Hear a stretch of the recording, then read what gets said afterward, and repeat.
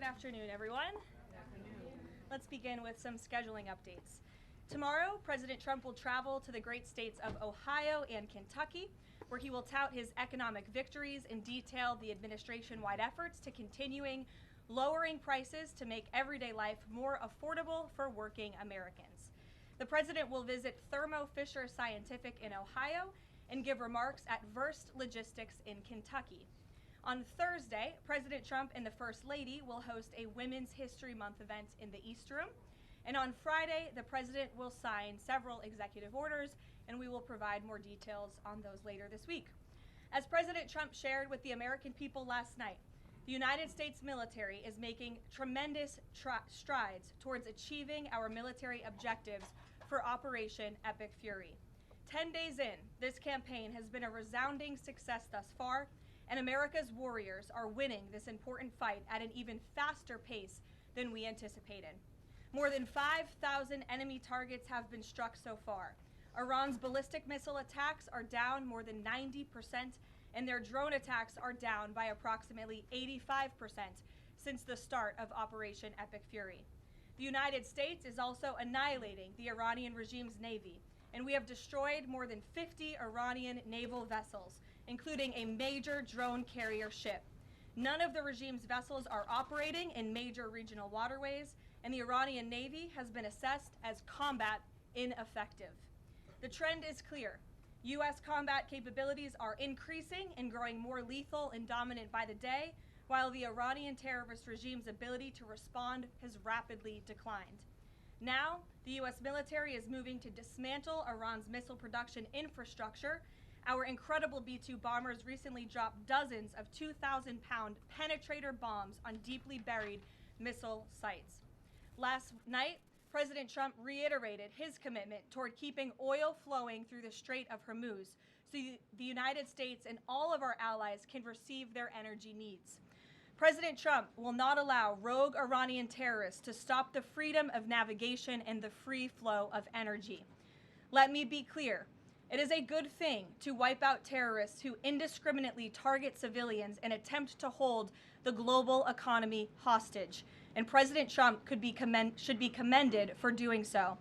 As the president made unequivocally clear to the remaining elements of this terrorist regime in his statement yesterday, if they do anything to stop the flow of oil or goods within the Strait of Hormuz, they will be hit by the world's most powerful military 20 times harder than they have been hit thus far. Moving forward, the stated objectives for Operation Epic Fury remain the same: destroy the terrorist regime's ballistic missiles, raise their Iranian missile industry to the ground, ensure their terrorist proxies can no longer destabilize the region, and ensure that Iran never obtains a nuclear weapon. President Trump remains confident these goals will be accomplished in swift fashion. As for the oil, President Trump fully expected the rogue Iranian regime to try and disrupt the global markets. That's why President Trump and his energy team have been planning for this long before the strike and have moved quickly to address these temporary disruptions. Thus far, the Trump administration has offered political risk insurance to tankers operating in the Gulf. The Treasury temporarily waived certain oil-related sanctions, and the Commander-in-Chief has offered the U.S. Navy to escort tankers when necessary. The president and his energy team are closely watching the markets, speaking with industry leaders, and the U.S. military is drawing up additional options following the president's directive to continue keeping the Strait of Hormuz open. I will not broadcast what those options look like, but just know the president is not afraid to use them. Rest assured to the American people, the recent increase in oil and gas prices is temporary, and this operation will result in lower gas prices in the long term. Once the national security objectives of Operation Epic Fury are fully achieved, Americans will see oil and gas prices drop rapidly, potentially even lower than they were prior to the start of the operation. And we will live in a world where Iran can no longer threaten the United States or our allies with a nuclear bomb. On another matter here at home, President Trump is urging Congress to pass the Save America Act, one of the most critical pieces of legislation in our nation's history. The Save America Act is overwhelmingly popular with all Americans because each provision is rooted in common sense. The Save America Act has 5 simple requirements as requested by the President of the United States. Number 1, voters have to show ID to cast a ballot in an American election. Very simple. 90% of Americans, including more than 80% of Democrat voters, agree with this. Number 2, the Save America Act will require all voters to show proof of citizenship in order to register to vote in American elections. Again, this is popular and rooted in common sense. Only American citizens have the right to vote in American elections. But after Joe Biden and the Democrats allowed tens of millions of illegal aliens into our country, it's more important than ever to ensure that only American citizens are registering to vote on our nation's voter rolls, and Congress needs to pass this. Number 3, the Save America Act abolishes the incredibly unsecure practice of universal mail-in ballots, which throw the door wide open for fraud. Importantly, the Save America Act maintains exceptions for Americans to use mail-in ballots for illness, disability, military, or travel reasons. The bipartisan 2005 report of the Commission on Federal Election Reform, shared by, of all people, former President Jimmy Carter and former Secretary of State James Baker, concluded that, quote, absentee ballots remain the largest source of potential voter fraud, and it is time for Congress to finally address this. Number 4, the Save America Act permanently bans men from competing in women's sports. President Trump signed a landmark executive order upholding the promise of Title IX and ending this dangerous and unfair practice. But now it's time for Congress to codify this into law. Number 5, the Save America Act bans transgender mutilation surgery for children. Again, President Trump signed a common sense executive order to do this and kept his promise to the American people, but now Congress needs to do the same and codify it. It's well past time for Democrats in Congress to stop perpetuating the radical and false claim that you can somehow change a child's sex. You cannot. Passing the Save America Act is the most important thing that Republicans and, frankly, Democrats can do to strengthen election integrity and protect our democracy. It's what the American people elected Republicans to do, and they must deliver on it as soon as possible. The President is calling on Congress to get the job done and send this historic piece of legislation to his desk immediately for signature. So with that today, I will take your questions. Benny, thank you for being here, and why don't you start us off? Thank you, Karoline. So my first question is actually about the Save America Act. So one of the biggest things that the Democrats are saying, the claims that they're making, is that the Save America Act, it would prevent married women from voting in elections or make it harder for them. What do you have to say to those claims? Is there any validity to them, and where do you think they're getting this from? There is zero validity to these claims, and I'm glad that you brought them up, because you have the Democrats who have created this myth, and it has been perpetuated, unfortunately, by many in the mainstream media. Let me be very clear. The Save America Act does not prohibit anyone from voting, with the exception of illegal aliens. And the greatest way to disenfranchise American citizens from voting in American elections is to allow illegal aliens to vote, which is what Democrats want to do. We see it taking place in Democrat jurisdictions at the state and local level across this country. So the Save America Act corrects that. And as far as married women who have changed their name, if they're already registered to vote, they're entirely unaffected by the Save Act. And for the small fraction of individuals who have changed their name or their address, they can still register to vote, of course. They just have to go through their state processes to update that documentation. And this is something that the American people, married women, and minorities, and people all across this country who Democrats are insultingly saying cannot do this, they're already doing it every day, going to the Social Security office, going to the DMV, and I think it's frankly insulting that the Democrats are saying that there are certain groups of people in this country who aren't smart enough to update their documentation to allow them to vote. Again, this is a huge myth, and thank you for giving me the opportunity to address it. Of course, and then just one more question about DHS. The funding issue has been 3+ weeks now. I was at the airport this morning in St. Louis, Missouri, and it was early in the morning, and one of the TSA agents, I saw her, she was kind of tearing up, she was crying, and I asked her, I was like, what's wrong? And she was like, I can't make my phone payment, I can barely make my car payment that's coming up. I think a lot in the Beltway, there's so much noise between Democrats, Republicans. It's the Democrats' fault, it's the Republicans' fault. But what is the White House's message to the American people that are struggling because they're not getting that paycheck? It's take away the politics. What do you have to say to those people? President Trump wants the Department of Homeland Security. He wants TSA, he wants FEMA, he wants the brave men and women of our United States Coast Guard to receive their paychecks, and he wants this department to be fully funded and fully reopened. And so to any American out there who is struggling without a paycheck, we know there's more than 100,000 of you across the country. To any American out there who is showing up to an airport and facing incredibly long wait times and lines, call your Democrat member of Congress and tell them to fund the Department of Homeland Security. That's what President Trump wants to do, and it's completely ridiculous that the American people are suffering as a result of these partisan games that are being played by Democrats on Capitol Hill. Thank you. Steve. You said the operation was going faster than anticipated. What is your current timeline for how long the war will last? So look, as you know, Steve, the president and the U.S. military's initial timeline was about 4 to 6 weeks to achieve the full objectives of Operation Epic Fury. Again, to destroy their missiles and their ability to make them, destroy their navy, permanently deny them nuclear weapons forever, and to, of course, weaken their evil terrorist proxies in the region. We know that the U.S. military and our brave warfighters are quickly and expeditiously executing these objectives well ahead of schedule, but ultimately the operations will end when the commander-in-chief determines the military objectives have been met, fully realized, and that Iran is in a position of complete and unconditional surrender, whether they say it or not.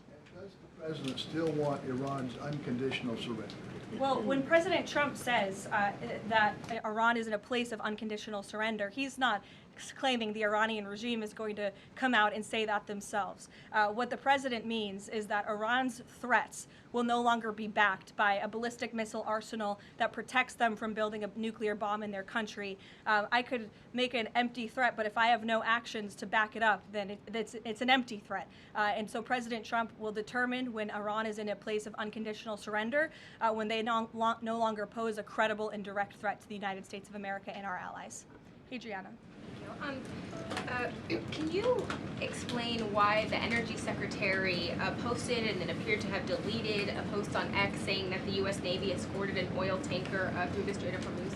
Yes, I was made aware of this post. I haven't had a chance to talk to the Energy Secretary about it directly. However, I know the post was taken down pretty quickly, and I can confirm that the U.S. Navy has not escorted a tanker or a vessel at this time, though, of course, that's an option the President has said he will absolutely utilize if and when necessary at the appropriate time. And if this was something that was posted erroneously, could it be because of a staffer?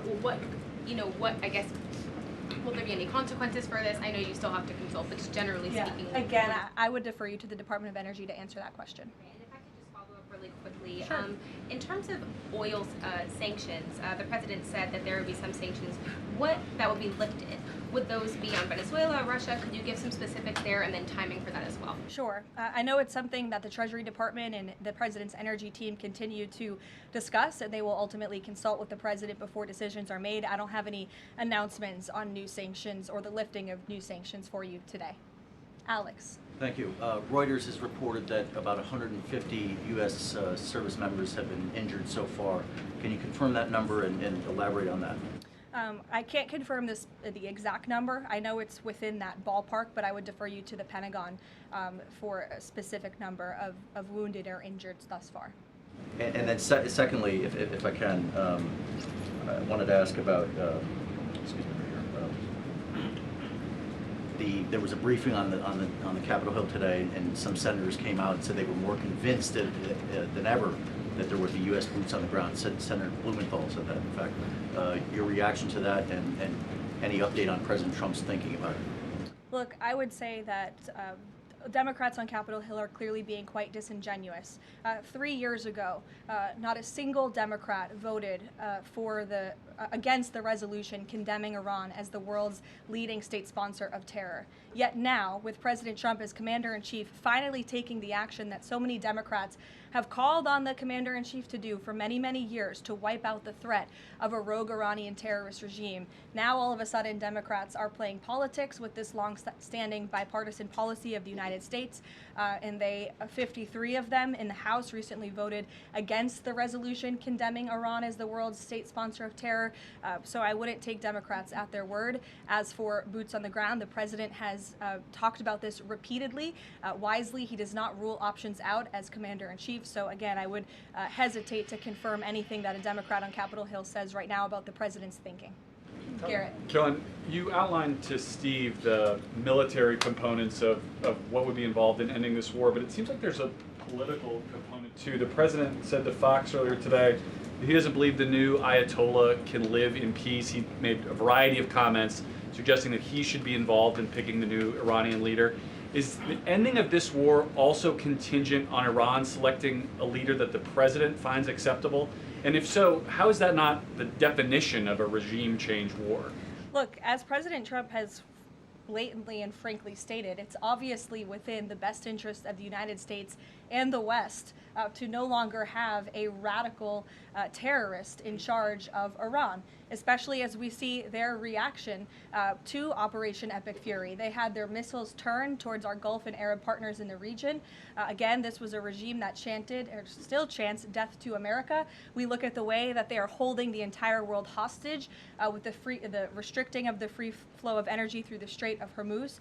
So the president, I think, is making quite an obvious comment. Again, as for the timeline of the military operations with respect to Iran, we have objectives that we have laid out that the commander-in-chief wants to see achieved. When they are achieved, then it will ultimately be up to the president to end this operation. Okay, so I think you're not exactly addressing my question, though. Is that political objective also necessary for the president to decide to end this war? Look, again, I just told you the objectives of Operation Epic Fury. When those objectives are met, the president will dictate the end of these operations when he deems that Iran no longer poses a credible threat to the United States of America. And again, it goes back to what does that unconditional surrender look like? Iran can talk all they want, and their words will be very empty when we've completely annihilated their navy as we are doing, when we've taken out the threat of their ballistic missile capability, when we can firmly, finally ensure that they can no longer make a nuclear bomb to threaten the United States and our allies and our troops in the region. And that's what President Trump is ultimately seeking to do with respect to this operation. Jennifer. There was a shooting outside of a synagogue in Baltimore. Do you know if the president has been briefed on that, and do you have any more details on what happened? I don't, but we certainly will get you more details, Jennifer, and I don't know if the president has briefed, but I'll check on that when I get back to the Oval Office after this. Sure. Thanks, Karoline. The president said yesterday for the first time that he had to strike Iran because he believes that Iran was going to strike U.S. targets within 7 days. And then he bumped that down later to 3 days. Where is he getting that? Well, that's not the first time the president has said that he chose to launch Operation Epic Fury because he felt as though Iran was going to strike the United States and our assets in the region first. Again, I addressed this in the last briefing. This was a feeling the president had based on facts provided to him by his top negotiators who had been engaged with the Iranian regime in a good faith effort. The Iranian regime was lying, deceiving the United States of America, clearly trying to continue their nuclear program to create a bomb that would, of course, threaten the United States of America. Again, their ballistic missile arsenal, they were rapidly and aggressively increasing that by the month to a place where they would essentially build immunity for themselves, where a future president or President Trump would not be able to launch this incredibly successful operation. And so the president, again, as I have reiterated and he has said, was not going to sit back and allow the Iranian regime to threaten or to attack the United States of America any longer. But there are no U.S. leaders or Israeli leaders who are making those same claims. So is he making this up to justify his decision to go to war now? The president is not making anything up, Nancy. He is looking at this every single day based on intelligence, based on facts, and based on intelligence that he himself and his negotiators have consumed based on their, again, negotiations with the rogue Iranian regime over the past year. And the president and his team tried in a good faith way to reach a diplomatic deal through peaceful means with the Iranian regime. And Iran chose this this path to death and destruction. Iran wanted to attack the United States of America, and the president was not going to sit back and allow that to happen. He was not going to sit back and allow that to happen, and everyone in this room should be grateful for it. John. Thanks a lot, Karoline. Two questions for you. One has to do with a follow-up to your statement that you made at the beginning of the briefing regarding the Safe America Act. Sure. Yesterday, the Senate Majority Leader John Thune spoke on the effort to potentially have a filibuster broken, the rules for the filibuster broken. He said the votes aren't there, one, to nuke the filibuster, and the votes aren't there for a talking filibuster. He says that's the reality. What's your reaction to what Senator Thune said? Look, I think President Trump, the urgency behind his need to pass the Save America Act and his desire to get this country-saving legislation passed has been made quite clear. He wants all options on the table, and he wants the Senate to move as quickly as possible through whatever means necessary. And then secondly, just regarding the president's trip tomorrow, looking ahead, why Ohio and why Northern Kentucky? Well, why not? These are two great states with great Americans. Just wanted to know why they were chosen. Great states with great Americans. The president will be joined by lawmakers from both states who he greatly admires and respects and supports. And he'll be meeting with business owners in both of these places and talking about the economy, which is, of course, the utmost importance to him. Caroline, thank you. Last week, the Energy Secretary issued a waiver for India to get oil, Russian oils, during this energy crisis. Yes. Have you spoken to President about it? What's the idea behind this? Have I spoken to the president about it? Yeah. Yes, I have spoken to the president about it.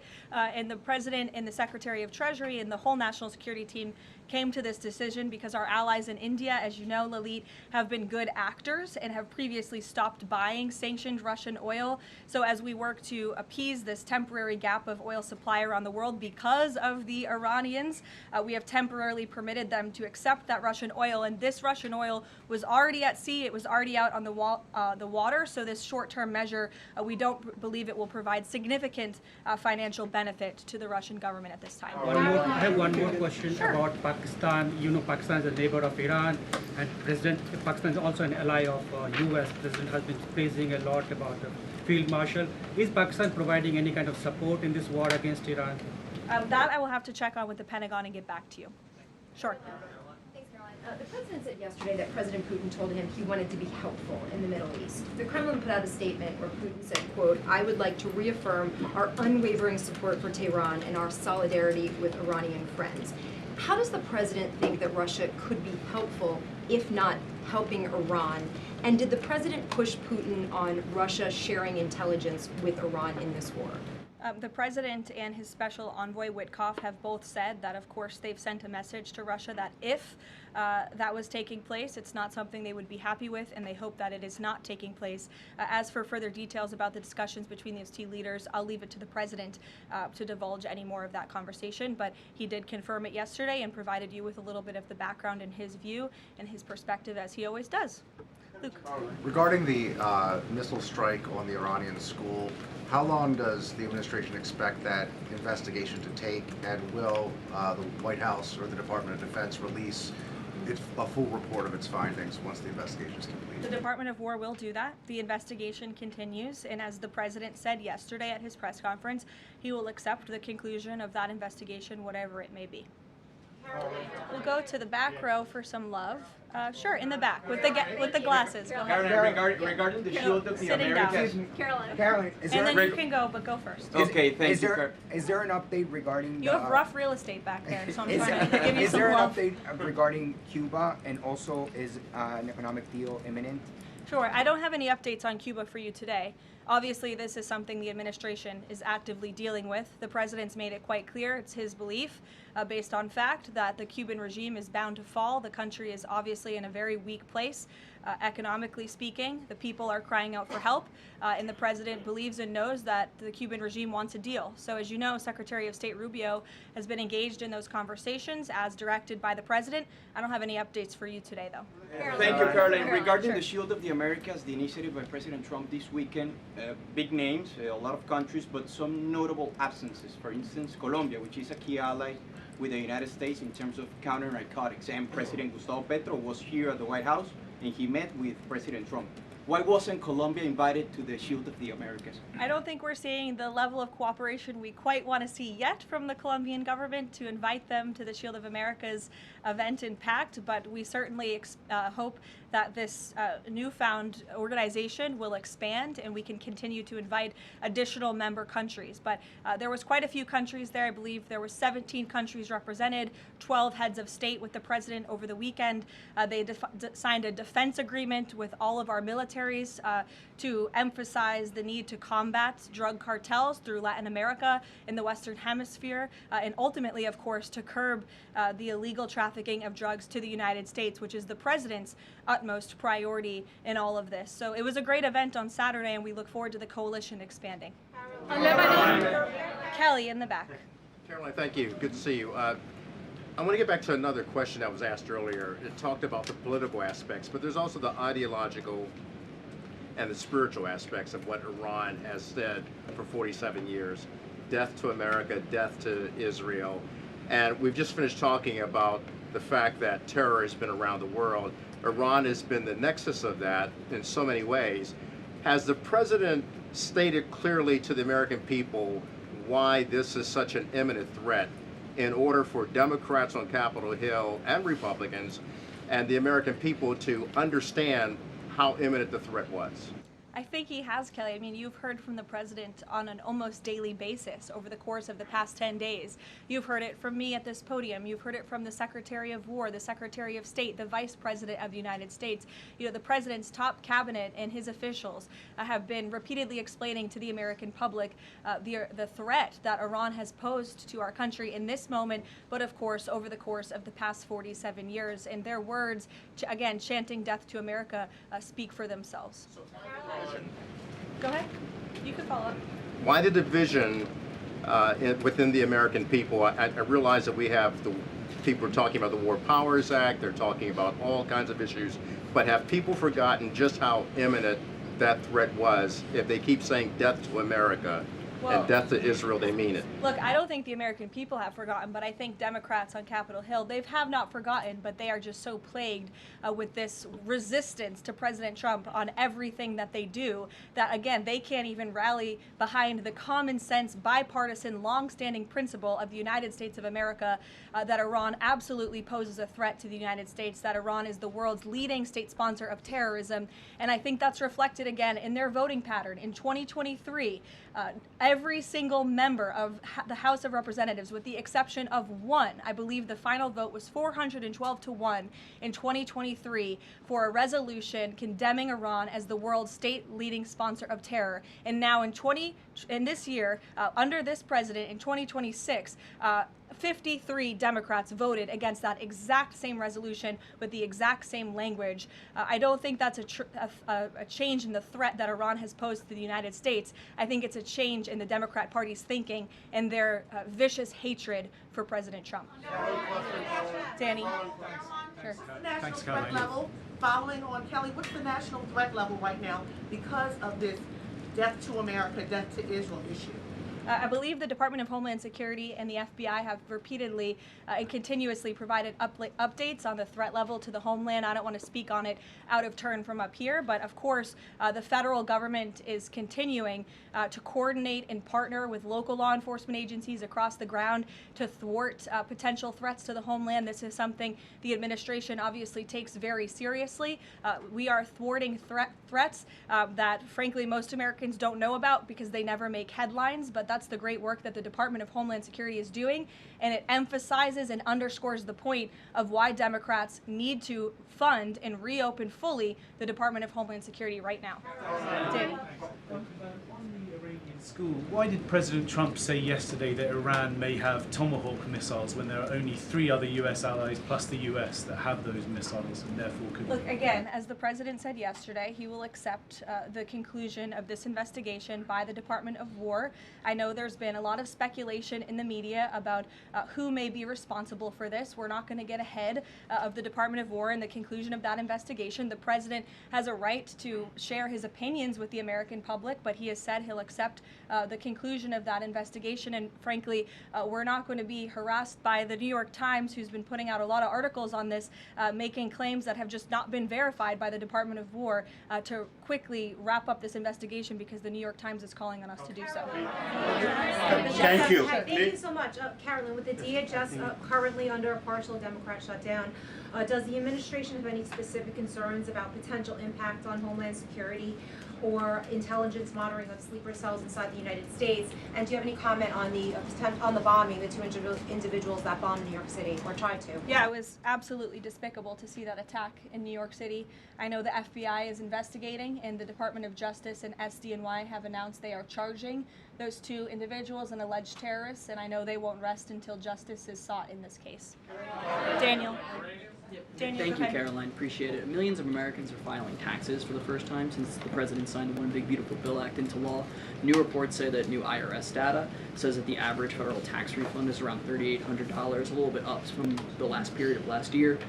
Does the president believe that the average federal tax refund increasing this year could provide a little bit more economic growth, something that he's been very focused on as the year progresses? Absolutely, and Americans are going to start benefiting from the fruits of President Trump and Republicans' labor through the passage of the One Big Beautiful Bill and these historic tax cuts.